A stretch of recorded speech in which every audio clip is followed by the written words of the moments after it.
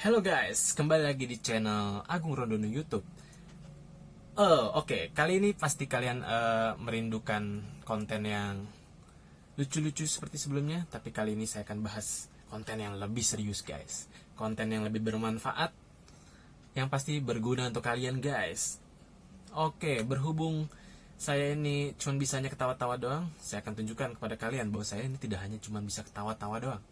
Saya juga bisa memberikan ilmu-ilmu yang pasti bukan ilmu hitam atau ilmu santet. Yang pasti saya akan memberikan ilmu yang sangat bermanfaat untuk kalian di rumah, dan kalian bisa share pengalaman-pengalaman ilmu ini untuk teman, orang tua, gebetan, mantan, selingkuhan. Yang pasti bisa berguna untuk banyak orang guys. Oke ya. Pada kesempatan kali ini saya akan membahas sebuah sesuatu yang bukan buah ya. Sebuah trik, bukan trik juga ya. Pokoknya saya akan men-share sesuatu yang membuat kalian ini bisa menjadi dokter juga di rumah atau dimanapun kalian berada ya. Jadi karena saya ini seorang dokter, mungkin kalian juga nggak percaya kali saya seorang dokter kali ya. Ya saya ini sebenarnya seorang dokter, tapi dokter yang emang ketawa-tawa doang kali ya. Oke, ya ketawa itu ada saatnya juga serius guys ya. Oke, kita akan coba bahas ya. Kalian itu bisa juga menjadi seorang dokter di rumah. Ya dokter keluarga lah ya. Jadi dalam keluarga kalian itu, atau di rumah, atau di sekolah, atau di lingkungan kerja, atau di rumah gebetan, atau rumah mantan. Pokoknya kalian bisa menjadi seorang dokter juga. Ya kali ini saya akan berbagi tips-tips sederhananya aja ya. Yang pertama ini kita akan bahas mengenai penyakit yang paling sering kita jumpai. Bukan penyakit ya, sebenarnya lebih ke gejala ya. Ya, kali ini saya akan bahas demam. Demam itu apa sih? Yang pasti bukan demam panggung. Yang pasti bukan demam atau seorang mama.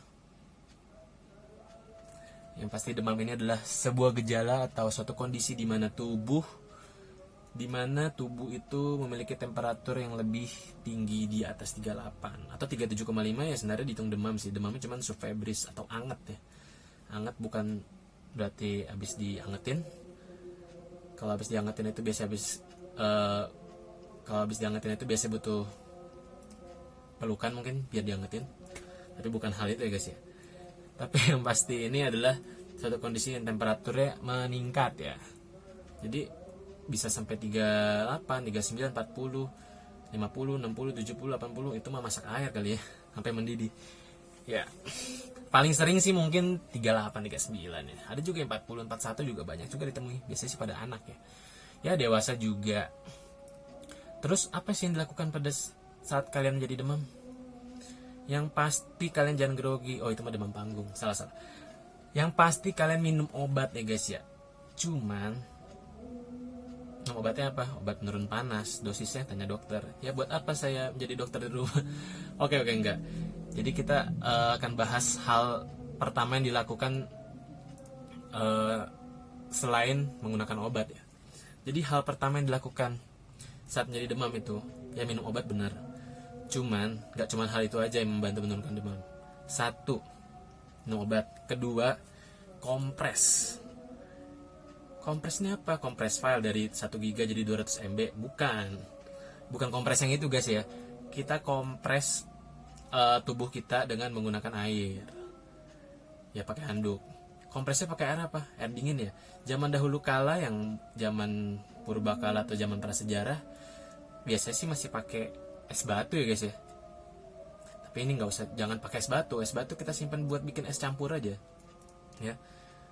Es batu simpan buat bikin es campur, kita pakainya bukan es batu guys, itu salah besar. Kita pakai air hangat ya, air hangat gimana bikinnya?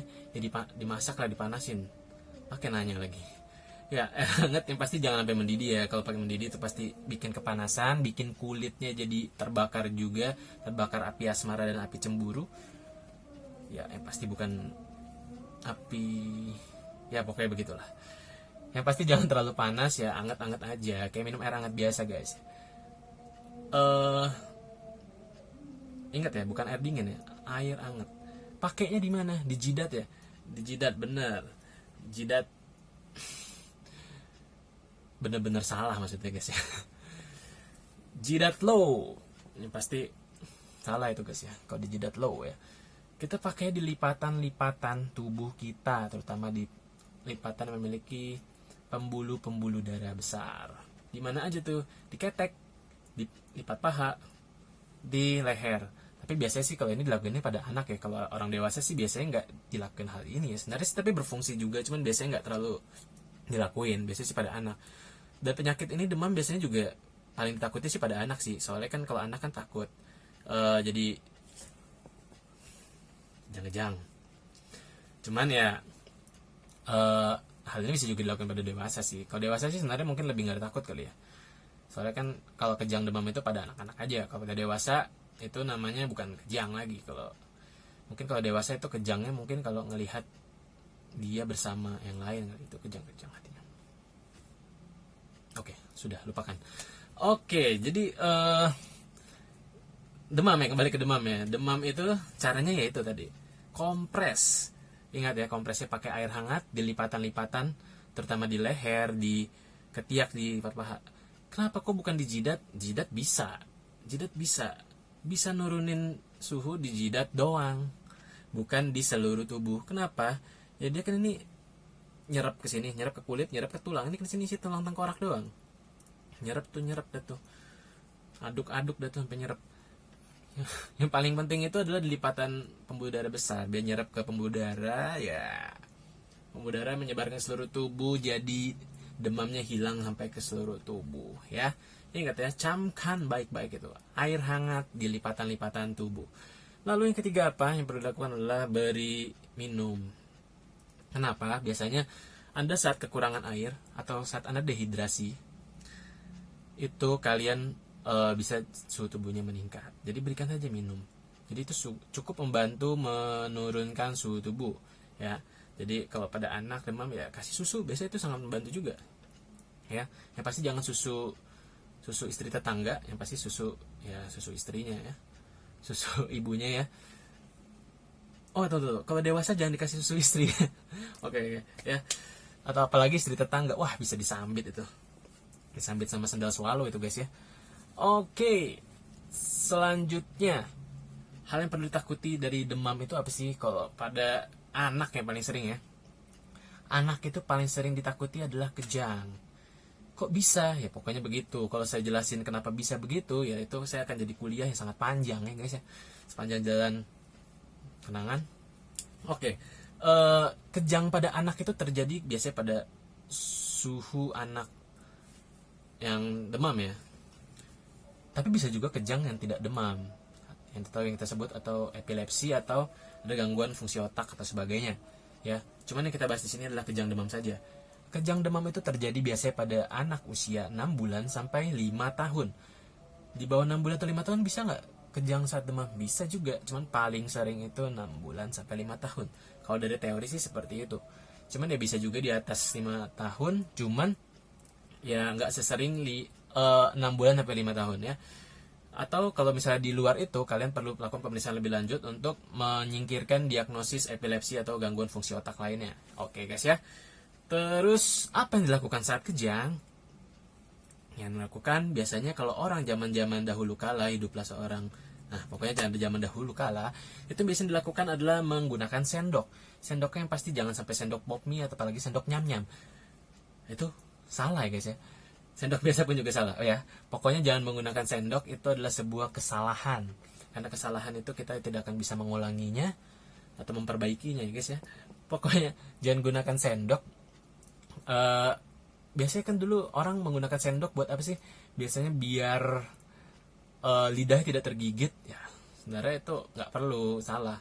Malah lidahnya bisa jadi dikasih sendok jadi tertutup ke belakang atau jatuh. Ya pasti bukan jatuh cinta atau jatuh hati. Yang ada malah sendoknya atau giginya ya bisa patah gigitin sendok.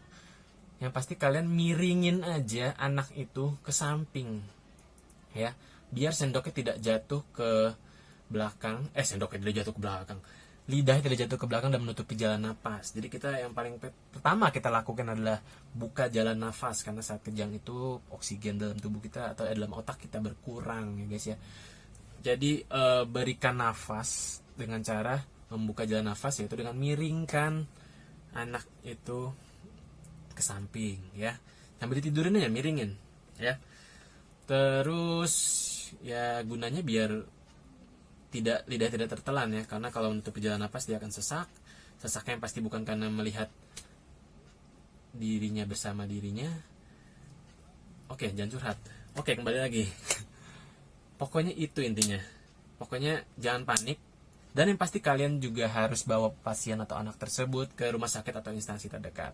Sebenarnya sih itu gunanya buat memberikan nafas saya sih. Maksudnya bukan memberikan nafas ya, memberikan jalan nafas biar tidak jadi sesak atau dampak atau komplikasinya tidak semakin buruk. Tetap untuk menurunkan atau menghilangkan kejang, berikan obat anti kejang. Biasanya kalau pada anak langsung diberikan lewat pantat. Tapi kan biasanya kalian nggak punya kan. Oke, yang pertama kali kita lakuin ya miringin aja dulu sambil dibawa ke rumah sakit, sambil ngebut, ngetrek. Yang pasti jangan sambil ngebegal ngebut-ngebutnya. Yang pasti ngebutnya jangan sampai kecelakaan. Pokoknya bawa aja ke rumah sakit atau instansi terdekat. Biar cepat-cepat dimasukin obat lewat pantat. Ya nggak usah pantat sih, cuman ya pertama tata laksana awal ya dimasukin lewat pantat.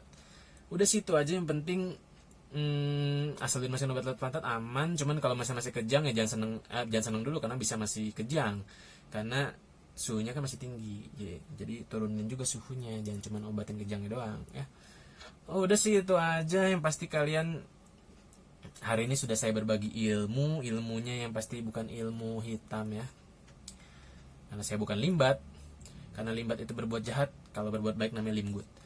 Oke, sampai di sini saja mungkin kelas dokter atau kelas medis dari Agung Rononu pada hari ini. Semoga bermanfaat. Kalian bisa share ilmu ini untuk teman-teman di sekitar kalian atau orang-orang terdekat kalian. Kalian juga like, komen, dan subrek konten ini supaya sangat bermanfaat dan semua orang bisa mengetahui kabar baik dari konten ini ya guys ya. Biar orang-orang tahu kalian tuh bisa menjadi dokter di rumah ya. Biar jangan konsul-konsul terus ke gue, biar gue nggak capek balasnya. Bercanda, kalian boleh konsul apa aja ke gue juga. Yang pasti jangan konsul mengenai patah hati ya guys ya. Kenapa banyak konsul patah hati ya? Saya ini bukan ahlinya, saya ini sama aja seperti kalian yang hatinya mudah sekali rapuh ya guys ya. Oke, sampai jumpa, bye bye.